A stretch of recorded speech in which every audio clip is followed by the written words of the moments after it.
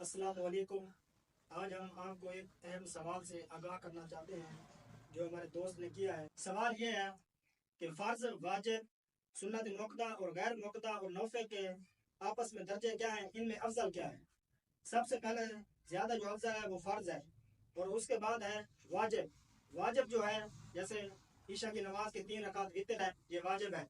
اور تیسرے نمبر پر سنت موقدہ، اور چوتھے نمبر پر سنت غیر موقدہ، اور آخر میں نوافل ہے۔ فرض پڑھنے کا طریقہ یہ ہے کہ پہلی رکعت میں سورہ فاتحہ کے بعد سورت ملائیں، رکوع سجود کریں، دوسری رکعت میں سورہ فاتحہ کے بعد سورت ملائیں، اور آخر میں تشہد میں بیٹھیں گے تو تشہد پڑھنا واجب ہے۔ اور عبد و رسول پڑھنے کے بعد آپ کھڑے ہو جائیں گے۔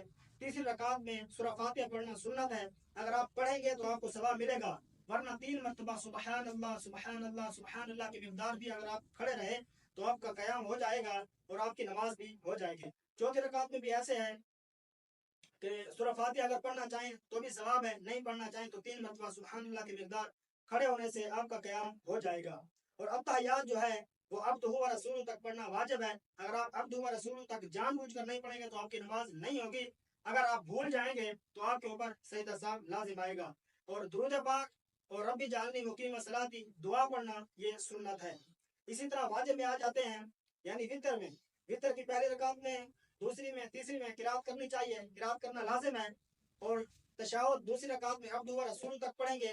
اگر آپ نے غلطی سے بھی فرض، واجب، سنت موقدہ میں بھی عبدہ و رسول کے بعد اللہم صلی علی محمد وعلی آل محمد اتنا بھی پڑھ لیا، یا 3 مرتبہ سبحان اللہ کی مقدار بیٹھے رہے تو آپ کے اوپر سجدہ سہو لازم آئے گا، اگر آپ سجدہ سہو نہیں کریں گے تو آپ کی نماز نہیں ہوگی۔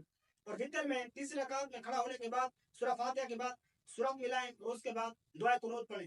دعائے قنوت پڑھنا واجب ہے، اگر آپ کو دعائے قنوت نہیں آتی تو آپ ربنا آتنا فی الدنیا حسنۃ وفی الآخرۃ حسنۃ وقنا عذاب النار یہ بھی پڑھ سکتے ہیں، اور درود ابراہیمی بھی پڑھ سکتے ہیں، تو آپ کی نماز ہو جائے گی۔ اور کوشش کرنی چاہیے کہ دعائے قنوت کو یاد کرنا چاہیے، اگر آپ کچھ بھی نہیں پڑھتے، جان بوجھ کر چھوڑ دیتے ہیں تو آپ کی نماز نہیں ہوگی، اگر آپ بھول جاتے ہیں تو اس صورت میں آپ کے اوپر سجدہ سہو لازم آئے گا۔ سنت موقدہ میں 4 رکعتوں میں سورہ فاتحہ کے بعد سورت ملانا لازم ہے، اور سنت موقدہ میں عبدہ و رسول تک پڑھیں گے، دوسری رکعت میں جب تشہد میں بیٹھیں گے۔ تو سنت غیر موقدہ میں عبدہ و رسول تک نہیں بلکہ یوم یقوم الحساب تک پڑھیں گے۔ اور نفل کی نماز 2 رکعت ہوتی ہے تو اس میں آپ کو پورا پڑھنا پڑے گا۔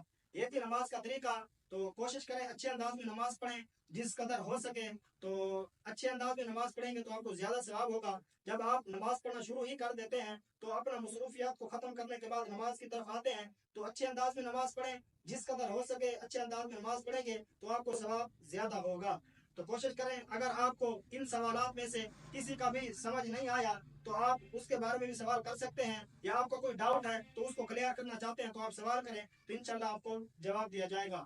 ملتے ہیں ایک اگلے ویڈیو میں، اللہ حافظ۔